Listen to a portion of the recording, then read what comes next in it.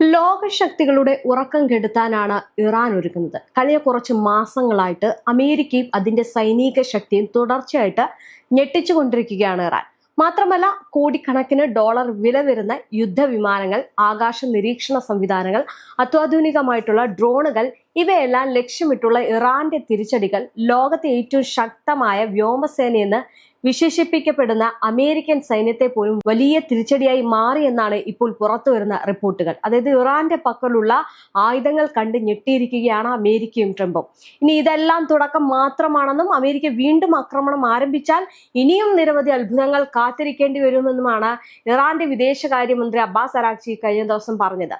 നമുക്കറിയാം ഇറാന്റെ സൈനിക ശേഷി എത്രത്തോളമുണ്ട്, അവരുടെ ആയുധ ശേഖരണം എത്രത്തോളം ഉണ്ട് എന്നുള്ള കാര്യങ്ങൾ. കാരണം അവർ ഓരോ തവണ ഇത്തരം കാര്യങ്ങൾ പറയുമ്പോഴും വളരെ വ്യക്തമായിട്ടുള്ള നിലപാടുകൾ എടുക്കുകയും വളരെ ക്ലിയറോടെ ആ കാര്യങ്ങൾ അല്ലെങ്കിൽ ഒരു പറയുന്ന എന്താണോ അതിലേക്ക് അവർ ഇറങ്ങിച്ചെല്ലുകയും ചെയ്യുന്ന തീരുമാനങ്ങളാണ് ഇറാൻ സ്വീകരിക്കുന്നത്. അതായത് ആക്രമണം നടത്തുമെന്ന് പറഞ്ഞു കഴിഞ്ഞാൽ അത് പ്രാവർത്തികമാക്കുന്ന രീതിയിലേക്ക് തന്നെ ഇറാൻ പോകും. അങ്ങനെയാണ് ഇറാന്റെ ഇതുവരെയുള്ള ഒരു നിലപാടനുസരിച്ച് രീതി.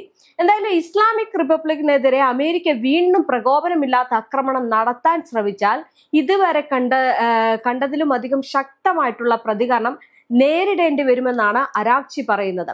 ഈ സോഷ്യൽ മീഡിയ പ്ലാറ്റ്ഫോമായിട്ടുള്ള എക്സിൽ നടത്തിയ പരാമർശത്തിലാണ് അദ്ദേഹം ഈ ഒരു മുന്നറിയിപ്പ് നൽകിയത്. പക്ഷേ ഇതല്ല ഇവിടെ ശ്രദ്ധിക്കേണ്ടത്, ഇറാന്റെ പക്കലുള്ള ആയുധ ശേഖരണങ്ങളാണ്. നമുക്കറിയാം അമേരിക്ക ഈ യുദ്ധത്തിൽ ഏറ്റവും കൂടുതൽ വെടിനിർത്തൽ പറഞ്ഞിട്ടുണ്ട്, പലതവണയായിട്ട് പിന്മാറേണ്ടി വന്നിട്ടുണ്ട്. ഇപ്പം അടിക്കുമെന്ന് പറഞ്ഞിട്ട് അവസാന നിമിഷമായപ്പോൾ പോലും അമേരിക്ക യുദ്ധത്തിൽ നിന്ന് മിനിറ്റുകൾ അല്ലെങ്കിൽ മണിക്കൂറുകൾക്കുള്ളിൽ തന്നെ പിൻവാങ്ങുന്ന പല കാഴ്ചകളും നമ്മൾ കണ്ടു. അപ്പോൾ അങ്ങനെ ആകെ മൊത്തത്തിൽ അമേരിക്ക പ്രശ്നമാണ് അല്ലെങ്കിൽ പ്രതിസന്ധിയിലാണെങ്കിലും ഇറാന്റെ അങ്ങനെയല്ല. ഇറാൻ എന്തിനേയും വെല്ലുവിളിയിലും അല്ലെങ്കിൽ ഏതൊരു ആക്രമണത്തെയും നേരിടാൻ തയ്യാറാണ് എന്ന് തന്നെയാണ് പറയുന്നത്. മുൻകാല ഏറ്റുമുട്ടലുകളിൽ നിന്ന് ഇറാൻ നേടിയ അനുഭവങ്ങളും പാഠങ്ങളും പുതിയ യുദ്ധതന്ത്രങ്ങളാക്കി മാറ്റി ഇപ്പോൾ പുതിയ രീതിയിലാണ് ഇറാൻ തന്റെ നീക്കങ്ങൾ നടത്തുന്നത്. ഇതിനിടെ മുജ്തബ ഖമേനി ഉണ്ട്.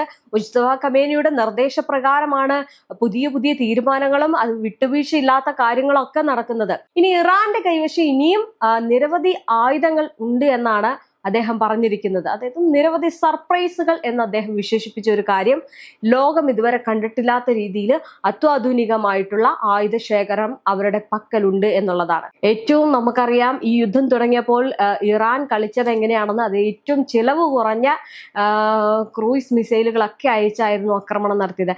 ഇനി അത് മാത്രമല്ല, ശത്രുക്കൾ വീണ്ടും ഇസ്രായേലിന്റെ കെണിയിൽ വീഴുകയും ഇറാനെതിരെ മറ്റൊരു ആക്രമണം അഴിച്ചുവിടുകയും ചെയ്താൽ പുതിയ യുദ്ധോപകരണങ്ങളും അത്യാധുനിക രീതികളും ഉപയോഗിച്ച് പുതിയ മുന്നണികൾ തുറക്കുമെന്നാണ് ഇറാന്റെ കരസേനാ വക്താവ് ബ്രിഗേഡിയർ ജനറൽ മുഹമ്മദ് അക്രാമിനിയ പറഞ്ഞിരിക്കുന്നത്. അപ്പം ഒരു വർഷം മാത്രമല്ല, ഓരോ സജ്ജമാണോ, അതായത് ഒരു ഡസൻ കഴിഞ്ഞു കഴിഞ്ഞാൽ പിന്നെ ഇറാന്റെ പക്കൽ അടുത്ത ഡസൻ ആയുധങ്ങളുണ്ട്. അതിനി ഇറാൻ തൊടുത്തു വിട്ടാൽ മാത്രമേ അറിയൂ അത് ഏതൊക്കെയാണ് എന്ന്. അങ്ങനെ ഓരോ ഡസൻ വീതമാണ് ഇറാന്റെ കയ്യിലുള്ള ആയുധങ്ങൾ എന്ന് പറയുന്നത്. ആദ്യം ചിലവ് കുറഞ്ഞ കുറച്ച് ഉള്ള ആയുധങ്ങളായിരുന്നുവെങ്കിൽ പിന്നീട് അതിലും വലിയ വില കൂടിയ ആയുധങ്ങളുണ്ട്. അങ്ങനെ എല്ലാം കൊണ്ടും സജ്ജമാണ്. ഇനി ലെബനനിൽ ഇസ്രയേൽ തുടർച്ചയായിട്ട് വെടിനിർത്തൽ കരാർ ലംഘിക്കുന്ന പശ്ചാത്തലത്തിലാണ് ഇറാന്റെ ഭാഗത്ത് നിന്ന് ഈ ശക്തമായിട്ടുള്ള പ്രതികരണം വന്നിരിക്കുന്നത്. അതായത് രാജ്യത്തിന്റെ പരമാധികാരം സംരക്ഷിക്കാൻ മുൻപത്തെക്കാളും ദൃഢനിശ്ചയത്തിലാണ് ഇറാൻ എന്ന് സൈനിക കമാൻഡർ മേജർ ജനറൽ അലി അബ്ദുല്ലാഹിയും വ്യക്തമാക്കി. ഈ മുന്നറിയിപ്പിന് പിന്നിൽ വെറും ഒരു രാഷ്ട്രീയ പ്രസ്താവനകളല്ല, അമേരിക്കയ്ക്ക് സംഭവിച്ചെന്നാണ് റിപ്പോർട്ട് ചെയ്യപ്പെടുന്ന വലിയ സൈനിക നഷ്ടങ്ങൾ. എന്തായാലും ഫെബ്രുവരി 28-ന് ഇറാനെ ലക്ഷ്യം വിട്ട് ആരംഭിച്ച ഓപ്പറേഷൻ എപ്പിക് ഫ്യൂറി അമേരിക്കയ്ക്ക് പ്രതീക്ഷിച്ചതിലും വലിയ വില നൽകേണ്ടി വന്ന സൈനിക നീക്കമായി എന്നാണ് ഇപ്പോൾ പുറത്തു വരുന്ന ഒരു വിവരങ്ങൾ സൂചിപ്പിക്കുന്നത്. അമേരിക്കൻ കോൺഗ്രസിന് നയപരവും നിയമപരവുമായിട്ടുള്ള വിശകലനങ്ങൾ നൽകുന്ന കോൺഗ്രഷണൽ റിസർച്ച് സർവീസ് പുറത്തിറക്കിയ റിപ്പോർട്ട് അനുസരിച്ച് നോക്കുകയാണെങ്കിൽ ഈ ഒരു ഏറ്റുമുട്ടലിനിടെ അമേരിക്കയ്ക്ക് കുറഞ്ഞത് 42 വിമാനങ്ങൾ നഷ്ടപ്പെടുകയോ ഗുരുതരമായിട്ട് കേടുപാടുകൾ സംഭവിക്കുകയോ ചെയ്തിട്ടുണ്ട് എന്നാണ്.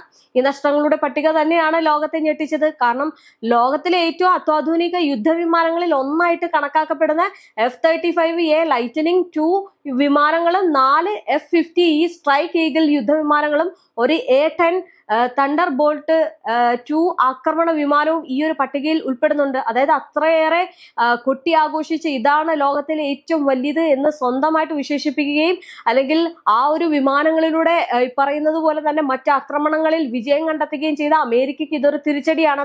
ആ വിമാനങ്ങൾ ഇന്ന് നഷ്ടപ്പെട്ടു എന്നുള്ള വാർത്ത വരുമ്പോൾ ലോകത്തിനു മുന്നിൽ അമേരിക്ക വീണ്ടും താണിരിക്കുകയാണ്. കാരണം അമേരിക്കയുടെ യുദ്ധവിമാനങ്ങളെക്കാട്ടിയും തുളച്ചു കയറുന്ന മിസൈലുകളും ആയുധോപകരണങ്ങളും ഇറാന്റെ പക്കലുണ്ട് എന്നതാണ് ഇത് തെളിയിക്കുന്നത്. ഇനി കൂടാതെ വ്യോമ ഇന്ധന വിതരണത്തിനുള്ള 7 KC-135 സ്ട്രാറ്റോ ടാങ്കർ വിമാനങ്ങൾക്കും കേടുപാടുകൾ സംഭവിച്ചതായിട്ട് റിപ്പോർട്ടിൽ പറയുന്നുണ്ട്.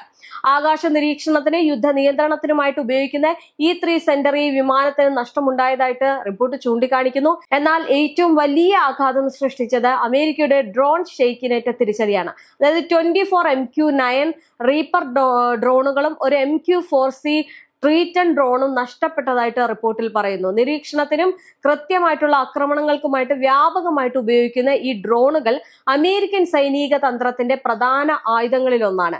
അതിനാൽ ഇത്ര വലിയ തോതിൽ ഡ്രോണുകൾ നഷ്ടപ്പെടുന്നത് അമേരിക്കയുടെ സാങ്കേതിക ആധിപത്യത്തിനേറ്റ വലിയ ആഘാതമായാണ് വിലയിരുത്തപ്പെടുന്നത്. ഇതോടൊപ്പം തന്നെ 2 MC-130J കമാൻഡോ 2 വിമാനങ്ങളും ഒരു HH-60W ജോളി ഗ്രീൻ 2 ഹെലികോപ്റ്ററുകളും നശിച്ചതായിട്ടും റിപ്പോർട്ടിൽ പറയുന്നു. ചില വിമാനങ്ങൾ പൂർണ്ണമായിട്ടും നശിച്ചിരിക്കാമെന്നും ചിലത് ഗുരുതരമായിട്ട് കേടുപാടുകൾ സംഭവിച്ചിരിക്കാമെന്നുമാണ് റിപ്പോർട്ടിലെ വിലയിരുത്തൽ.